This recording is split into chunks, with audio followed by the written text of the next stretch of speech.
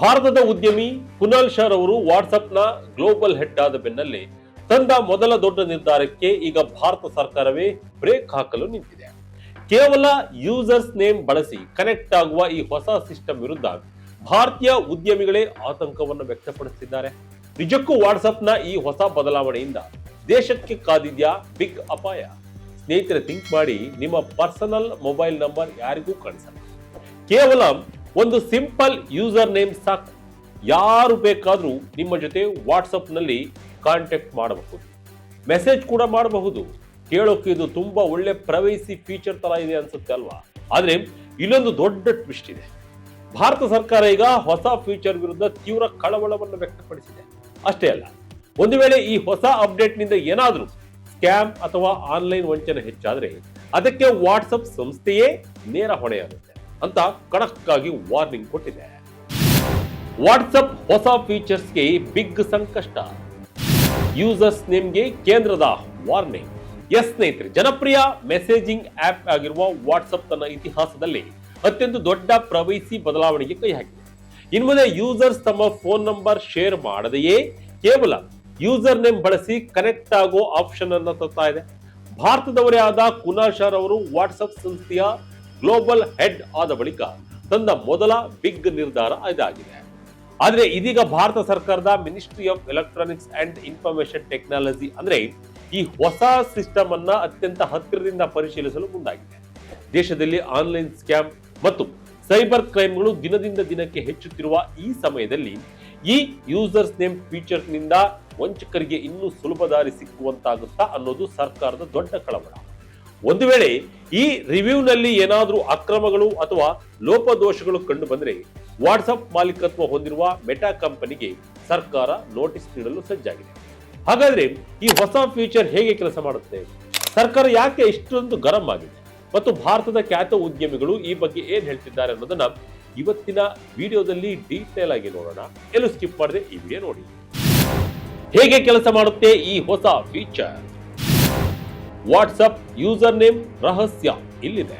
ಸ್ನೇಹಿತರೆ, ವಾಟ್ಸ್ಆಪ್ ಹೇಳುವ ಪ್ರಕಾರ ಈ ಫೀಚರ್ ಅನ್ನ ಸಂಪೂರ್ಣವಾಗಿ ಯೂಸರ್ಸ್ ಪ್ರೈವಸಿಗಾಗಿ ತರಲಾಗ್ತಾ ಇದೆ. ಗ್ರೂಪ್ ಚಾಟ್ಗಳಲ್ಲಿ ಅಥವಾ ಮೊದಲ ಬಾರಿಗೆ ಅಪರಿಚಿತರ ಜೊತೆ ಮಾತನಾಡುವಾಗ ಎಲ್ಲರಿಗೂ ತಮ್ಮ ಪರ್ಸನಲ್ ನಂಬರ್ ಶೇರ್ ಮಾಡಲು ಇಷ್ಟ ಇರೋದಿಲ್ಲ. ಇದಕ್ಕಾಗಿಯೇ WhatsApp product head Alice Newton Rex ರವರು ಬಿಬಿಸಿಗೆ ನೀಡಿರುವ ಹೇಳಿಕೆಯಲ್ಲಿ ಯೂಸರ್ಸ್ ತಮಗೆ ಇಷ್ಟ ಬಂದ ರೀತಿಯಲ್ಲಿ ಪ್ರೊಫೈಲ್ ತೋರಿಸಿಕೊಳ್ಳಲು ಈ ಫೀಚರ್ ಕಂಟ್ರೋಲ್ ನೀಡುತ್ತದೆ ಎಂದು ವಿವರಿಸಿದ್ದಾರೆ. ಈ ಯೂಸರ್ ನೇಮ್ ಕ್ರಿಯೇಟ್ ಮಾಡೋದು ಕಡ್ಡಾಯವೇನಲ್ಲ, ಇದು ಸಂಪೂರ್ಣವಾಗಿ ಆಪ್ಷನಲ್ ಕೂಡ ಆಗಿರುತ್ತೆ. ಈ ಯೂಸರ್ಸ್ ನೇಮ್ ಗರಿಷ್ಠ 35 ಕ್ಯಾರೆಕ್ಟರ್ ಲಾಂಗ್ ಇರಬಹುದು ಮತ್ತು ಯೂಸರ್ಸ್ ತಮಗೆ ಬೇಕಾದಾಗ ಇದನ್ನ ಚೇಂಜ್ ಅಥವಾ ರಿಮೂವ್ ಕೂಡ ಮಾಡಿಕೊಳ್ಳಬಹುದು. ಮೊಬೈಲ್ ಆಪ್ ನ ಪ್ರೊಫೈಲ್ ಸೆಟ್ಟಿಂಗ್ಸ್ ಮೂಲಕ ಯೂಸರ್ಸ್ ತಮಗೆ ಬೇಕಾದ ಹೆಸರನ್ನ ರಿಸರ್ವ್ ಕೂಡ ಮಾಡಿಕೊಳ್ಳಬಹುದು. ಆದ್ರೆ ನೆನಪಿರಲಿ, ಆರಂಭದ ರಿಸರ್ವೇಶನ್ ಹಂತದಲ್ಲಿ ವಾಟ್ಸ್ಆಪ್ ವೆಬ್ ಅಥವಾ ಡೆಸ್ಕ್ಟಾಪ್ ಆಪ್ ಮೂಲಕ ಯೂಸರ್ ನೇಮ್ ಕ್ರಿಯೇಟ್ ಮಾಡಲು ಸಾಧ್ಯವಿಲ್ಲ. ಇನ್ನು ಬಿಸಿನೆಸ್ ಮತ್ತು ಕ್ರಿಯೇಟರ್ಸ್ಗೆ ಅನುಕೂಲವಾಗಲು ತಮ್ಮ ಫೇಸ್ಬುಕ್ ಅಥವಾ ಇನ್ಸ್ಟಾಗ್ರಾಮ್ ನಲ್ಲಿರುವ ಅದೇ ಯೂಸರ್ಸ್ ನೇಮ್ ಅನ್ನ ವಾಟ್ಸ್ಆಪ್ ನಲ್ಲೂ ಲಿಂಕ್ ಮಾಡಿಕೊಳ್ಳುವ ಆಪ್ಷನ್ ಕೂಡ ಇರಲಿದೆ. ಸೈಬರ್ ಸೆಕ್ಯೂರಿಟಿ ಲಾಸ್ಟ್ ಥಿಂಕಿಂಗ್ ವಿಷಯವಲ್ಲ, ಖಡಕ್ ಎಚ್ಚರಿಕೆ ನೀಡಿದ ಭಾರತ ಸರ್ಕಾರದ ಅಧಿಕಾರಿ. ಇಷ್ಟೆಲ್ಲ ಫೀಚರ್ಸ್ ಇದ್ರು ಸರ್ಕಾರ ಯಾಕೆ ಇಷ್ಟೊಂದು ತಲೆ ಕೆಡಿಸಿಕೊಂಡಿದ್ದೆ ಅನ್ಸುತ್ತಾ? ಸರ್ಕಾರದ ಆತಂಕ ಇರೋದು ಐಡೆಂಟಿಟಿ ಥೆಫ್ಟ್ ಅಥವಾ ಇಂಪರ್ಸನೇಷನ್ ಬಗ್ಗೆ.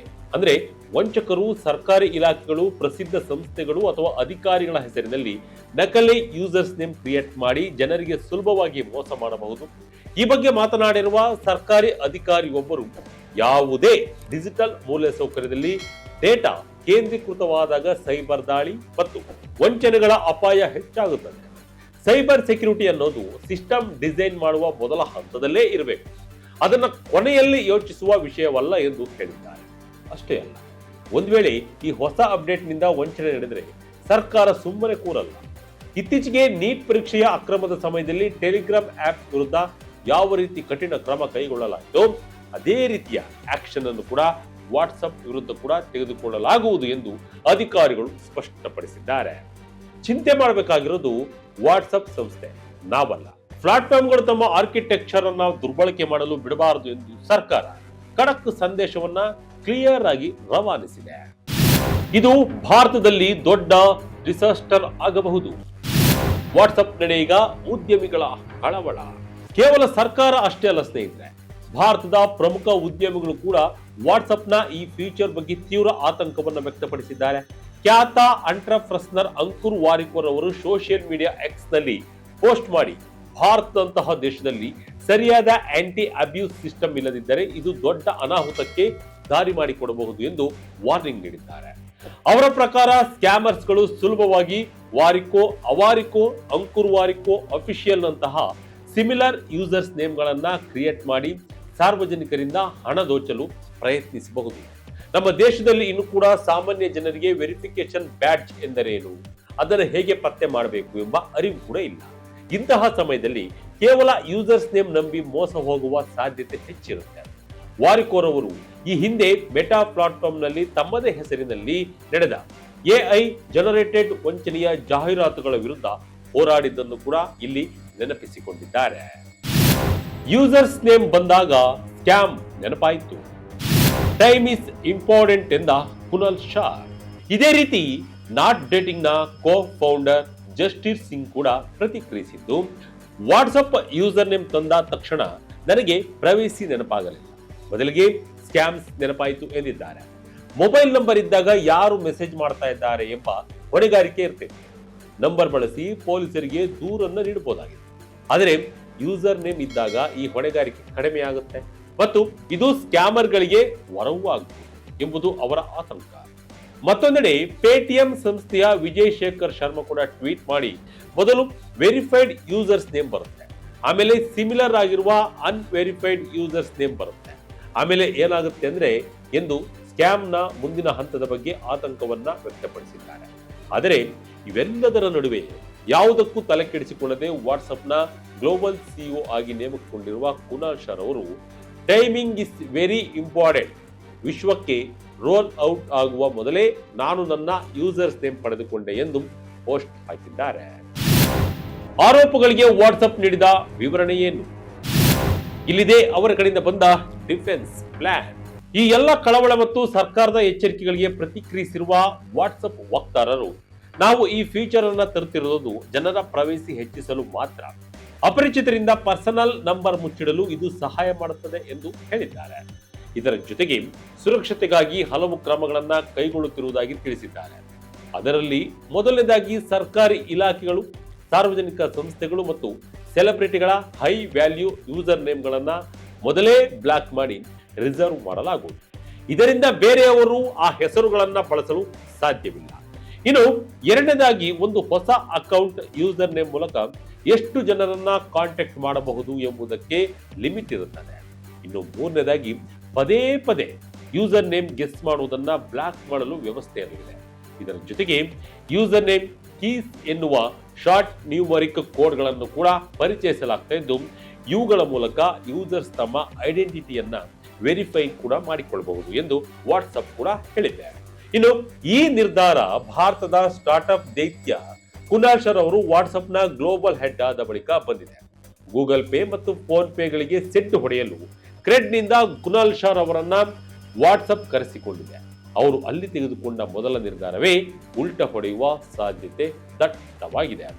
ಇತ್ತೀಚೆಗಷ್ಟೇ ವಾಟ್ಸಪ್ ಸಬ್ಸ್ಕ್ರಿಪ್ಷನ್ ಅನ್ನ ಮೆಟಾ ತೆಗೆದುಕೊಂಡು ಬಂದಿತ್ತು.